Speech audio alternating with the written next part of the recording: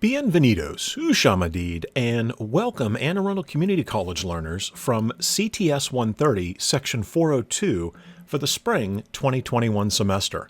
This is the Cisco Networking Academy Introduction to Networks Version 7 course curriculum, and in this supplemental tutorial, we're going to be taking a look at IP assignment number 1 and specifically the 5 questions we have where we're going to be converting from decimal to binary. Now, in the first activity, we converted from binary to decimal in the first 10 questions. Now, questions 11 through 15, we're going to be doing things in reverse. Now, the bit positions and their values are all the same because, again, we're dealing with an octet. I want you to think of that. We're dealing with an octet. And so that octet is made up of 8 bit positions, and I'll just put all ones in here for right now. So we're dealing with these 8 bit positions, and each bit position has a value. And again, starting on the right-hand side and going from right to left, the values are 1, 2, 4, and they just simply double up to 128, and I'm getting a little close here, so it's 16 and then 32, I'll write it down here, 64, and then finally the last bit position is 128, right? So if I have a decimal number, how is it that I determine what the binary representation of that number would be? Well, let's come over here to where we've got a little bit more space. And let me go ahead now and draw out the 8-bit positions that make up an octet. And remember, I'm going to leave a little extra space here because it's going to become important when we start to talk about our hexadecimal conversion. But here are the 8-bit positions, the binary digit positions, meaning the value here is 1, 2, 4, 8, and then the high order bits 16, 32, 64, and 128. And so it's very simple how you would approach going from decimal to binary. We would simply look at the decimal value, come to the first leftmost bit, and look at its decimal value and ask, is this value we're working with less than or equal to that bit position decimal value? If it is less than or equal to, then we could use that value, but it's not. 128 is greater than 86, meaning that bit position won't be used. Then we come to 64. Well, as it turns out, 64 is less than or equal to 86, meaning that bit position is on. But now we've got a little something extra we need to take into account. Once I've used a bit position, like we have here for 64, I need to subtract that value from the number that we're working with. So 86, if I subtract 64 from 86, we get 2. So we get 22 because now this is the number that I'm working with. So I go to the next bit position, 32. Is 32 less than or equal to 22? No, the bit position's not used.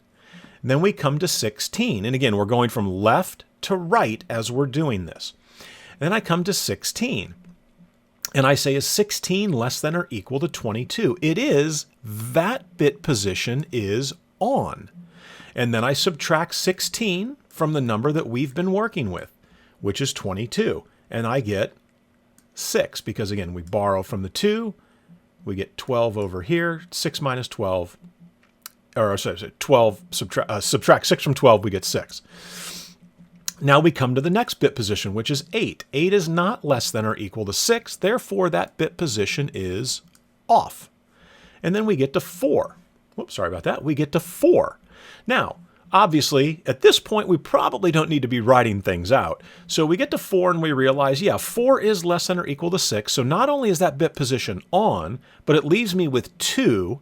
And 2 is the next bit position, leaving me with 0, meaning mission accomplished, we're done. So 86 in decimal is equivalent to the binary representation of 0101, 0110. And again, you could reverse engineer this and try to go from binary to double check and say, what is 2 plus 4? We know that 2 plus 4 is 6. And then what is 64 plus 16? Well, 64 plus 16 is going to give me 80. And 80 plus 6 gives me 86. Again, I'm just kind of double checking my math here to make sure that the representation is correct, showing you different ways and sort of different thought processes that you can use when you're trying to convert from decimal to binary. So now let's come down to question number 12. And again, this is very straightforward here, right? Because we look at 4, and at this point, you should be thinking to yourself, there's no way that 128 is going to be on. That is not less than or equal to 4. Neither is 64. Neither is 32. Neither is 16. Neither is 8. But what about the bit position 4? Well, yeah, that would be on because it is less than or equal to the value that we are currently working with. And then once we use the bit position 4, 4 minus 4 is 0, meaning mission accomplished. We've made it to 0, and all the remaining low-order bits that we're dealing with here in this scenario, those are going to be 0. And so this would be the binary representation of the decimal value 4. Now we come down to 60. Again, this one's not going to be so straightforward. But we do know that 128 would not be on, 64 would not be on, but 32 would be on. And so this might be one where you say, okay, I was working with 60, the 32-bit position is on, so let's subtract 60 from the decimal value we're working with. We borrow 1 from over here, so that leaves me with 5. So 10 minus 2 is going to be 8. And 3 minus 5 is going to be 2. So we're left with 28. So the 32-bit position was on, leaving me with 28. We go to the 16, the bit position with the decimal value of 16. 16 is less than or equal to 28, so that is on. And now the math is probably a little easier, and I can say, okay, 12 is the number that's remaining here. And then if I look at these bit positions that remain in my low-order bit positions, what would I need to have on to equal 12? Well, yeah, 8 plus 4 is equal to 12. Again, moving from left to right, each position one at a time.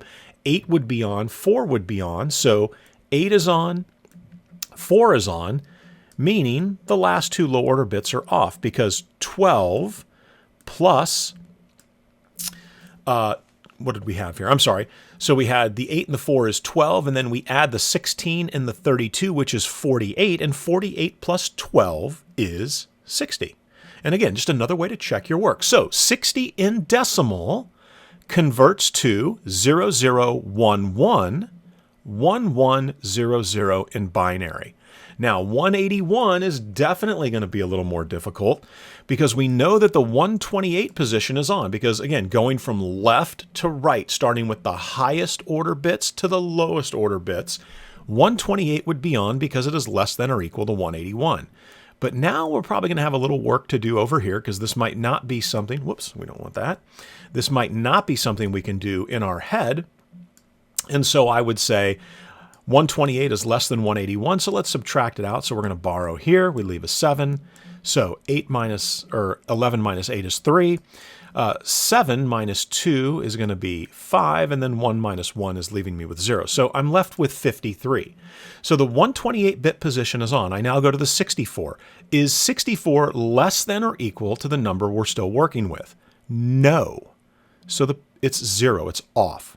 What about 32? Well, yes, 32 is less than or equal to 53. So that bit position is on, and then I subtract 32 from 53, and that's going to give me 1, 2, 21.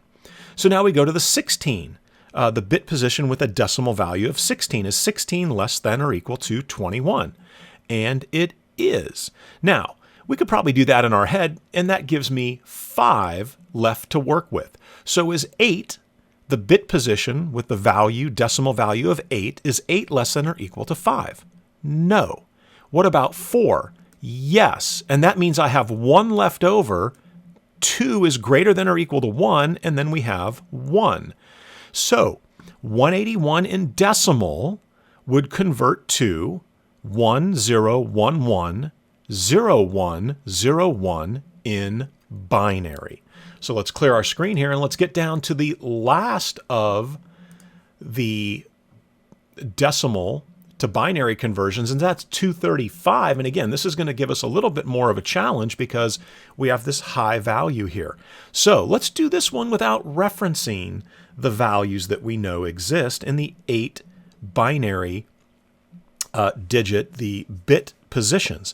So the first leftmost highest order bit is a value of 128. Is 128 less than or equal to 235? Well, obviously yes. But now we need to come up here and say 235, because this is probably one we're not going to do in our head, and subtract out that 128 that we just used, the bit position we just used. And what do we get? So put a 2 here. Well, we get 15 minus 8 is 7, 2 minus 2 is 0, and 1 minus 2 is 1. So now we're left with 107. So the next decimal value in the bit position next to 128 is 64. That would also be on because 64 is less than or equal to the value that we are currently working with, which is 107. So now we subtract this out, we get 3, we borrow from the hundreds position, and we end up with 43. Then we come to the next bit position after 64, which is 32. Is 32 less than or equal to 43? And it is. And now this might be one where you say, yeah, okay, I know 32. If I add 43 and I subtract 32, what do we end up with? We end up with 11. Because again, 2 minus 3 is 1, 3 minus 4 is, or I'm sorry, I'm saying it backwards. 4 minus 3 is 1, 3 minus 2 is 1. We end up with 11. So now we come to the next bit position though, which is 16. Is 16 less than or equal to 11? The answer is no. So the bit position is off. Now we're going to get into the low order bits, right? The first one being 8. That bit position value has a decimal value of 8. Is 8 less than or equal to 11? It is, and so 11 minus 8 is going to leave me with 3, meaning the bit position of 4 won't be on, but 2 will, leaving me with 1, which is our final low order bit position value. So 235 in decimal will convert to binary 1110 1011. And that is how you simply go from a decimal value to a binary value by making sure you go from left to right, identifying whether the bit position that you're looking at has a decimal value that is less than or equal to the number that you're currently working with. And again, subtracting out that value as you go along. So now we're going to move into questions 16 through 20, and we're going to be converting to hexadecimal, from decimal to hexadecimal. And we'll be doing that in our next video. All right. Hopefully this is making converting binary to decimal and decimal to binary very easy for you to understand. All right. Thanks so much for watching, and I'll see you in the next video.